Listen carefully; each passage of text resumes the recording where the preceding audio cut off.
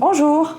Aujourd'hui, je voudrais partager avec vous un modèle un peu inhabituel, mais qui va vous aider vraiment dans l'amélioration de vos relations. Que ce soit avec votre chéri, avec vos enfants, avec vos collaborateurs, avec votre belle-mère, avec votre voisin de palier. C'est un modèle qui est simple, qui repose sur un tout petit peu d'observation et qui vraiment va changer les choses. Alors ce modèle, on le doit à un Américain, Gary Chapman. Gary Chapman, c'est un conseiller conjugal et familial. Et Gary faisait le constat que c'était trop triste. Quand il avait Madame dans son bureau, Madame pleurait toutes les larmes de son corps parce que la vie avec Monsieur devenait impossible. Et à la fois, Madame, elle était encore très attachée à Monsieur. Elle avait encore de vrais sentiments d'amour pour lui. Quand Gary recevait Monsieur, c'était le même scénario. Avec beaucoup de tristesse, Monsieur lui expliquait que vivre avec Madame, ça devenait infernal. Mais tout au long de l'entretien, il y avait encore toutes ces petites flamèches d'amour qui demeuraient. Et Gary se disait, mais c'est à ne rien comprendre. Ils s'aiment, ils veulent se séparer. Et il a compris quelque chose d'important. Si vous avez vu ma première capsule sur l'énergie, vous voyez bien que notre énergie, c'est comme une pile qui se remplit et qui se vide tranquillement en fonction des contextes. Gary, lui, compare notre intérieur à un réservoir, un verre. Un verre qui, pour qu'on fonctionne bien et qu'on se sente aimé tel que l'on est, doit être plein.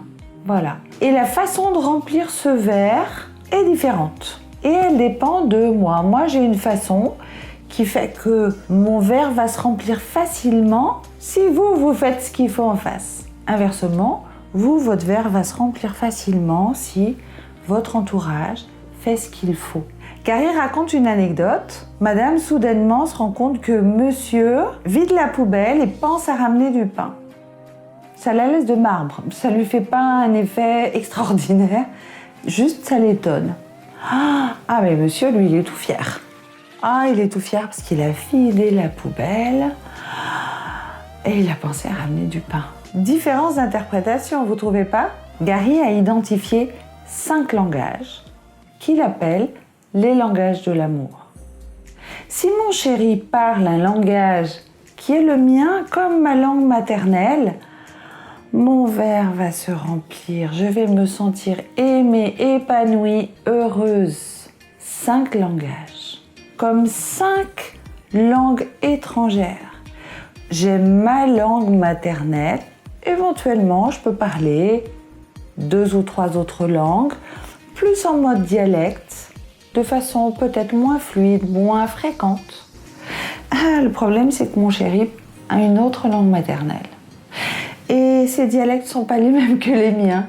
Et c'est pour ça qu'on ne se comprend pas. Et c'est pour ça que Madame, dans l'exemple que je vous ai donné, que son mari vide la poubelle ou ramène le pain, ça lui fait ni chaud ni froid. Elle, ce qu'elle aime, c'est quand Monsieur rentre, il la prenne dans ses bras et il l'embrasse. C'est ça qui compte pour elle. C'est pas du tout le même langage. Dans l'exemple, Madame aime le toucher. Elle a besoin que son mari la serre dans ses bras, l'embrasse.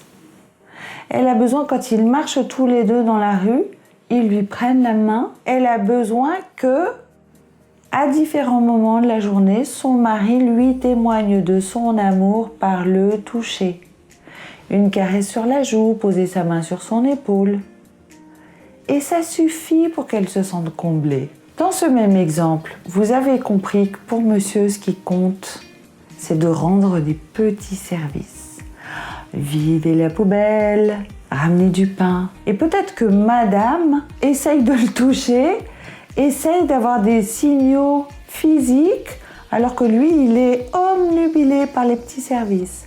Et peut-être que lui, ce qui le rend très heureux, c'est de voir tout ce que sa femme fait dans la maison, que lui va interpréter comme des petits services.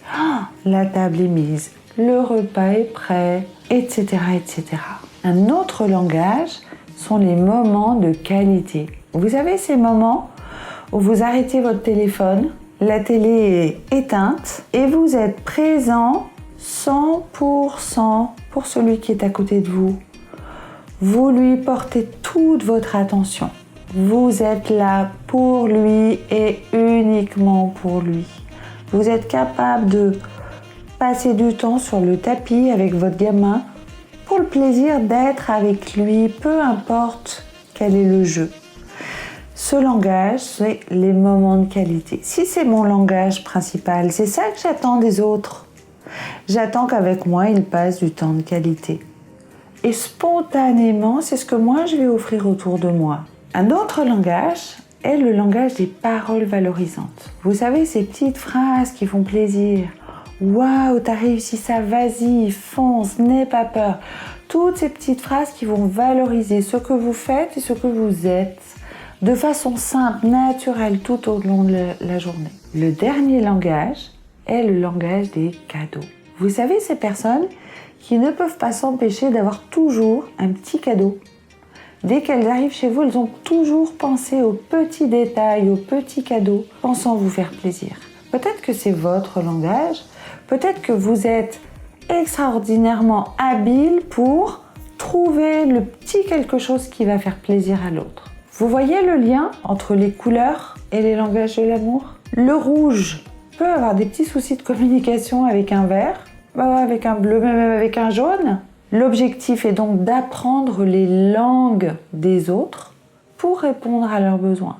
Et bien de la même manière, les langages de l'amour, peu importe quel est le mien, si je veux améliorer la communication avec les autres, je vais observer quel est le langage qu'ils utilisent en premier.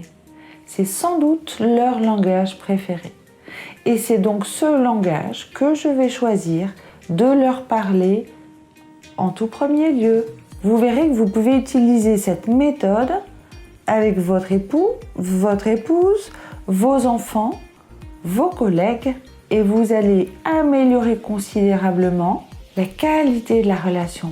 Parce que quand on se sent considéré, quand on accueille ces petits plaisirs de la vie, que ce soit un moment de qualité, un petit cadeau, une jolie phrase, un joli compliment, un petit service, ou simplement un petit geste, eh bien ça change notre vie. Et quand on se sent comblé par toutes ces petites choses, on est beaucoup plus serein, on est beaucoup plus aimable et on a juste envie d'augmenter et d'augmenter encore.